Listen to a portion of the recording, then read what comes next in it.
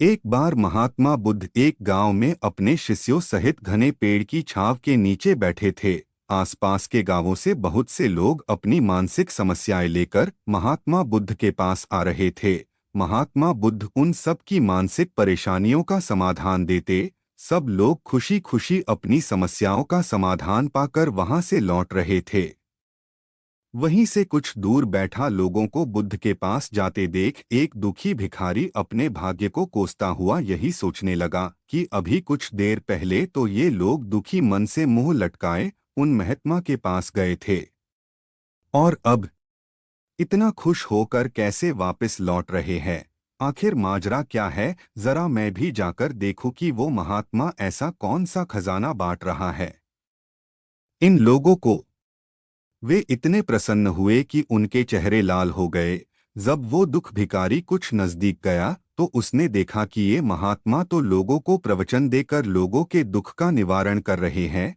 यह देखकर भिखारी के मन में भी तीव्र इच्छा हुई कि क्यों न मैं भी इन महात्मा को अपना दुख बताऊं, मुझे भी अपने दुख का समाधान अवश्य मिलेगा।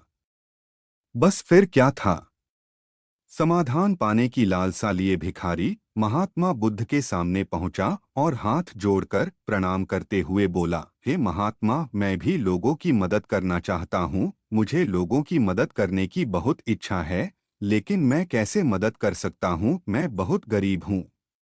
मेरे पास न तो पैसे हैं और न ही कोई ऐसी चीज जिससे मैं किसी की मदद कर सकूं।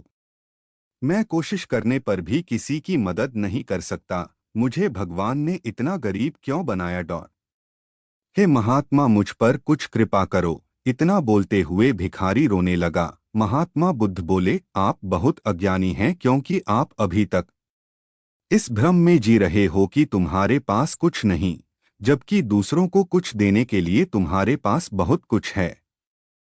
तुम बिना धन और वस्तु के भी दूसरों की मदद कर सकते हो। तुम्हारे पास जुबान है जिससे तुम मीठे शब्द बोलकर किसी के दुखी चेहरे पर मुस्कान ला सकते हो। इन्हीं शब्दों की ताकत से तुम किसी के भी टूटते हौसलों को फिर से मजबूत कर सकते हो। इन शब्दों की शक्ति से आप किसी के भी मन में सकारात्मक विचारधारा के बीज बो सकते हैं।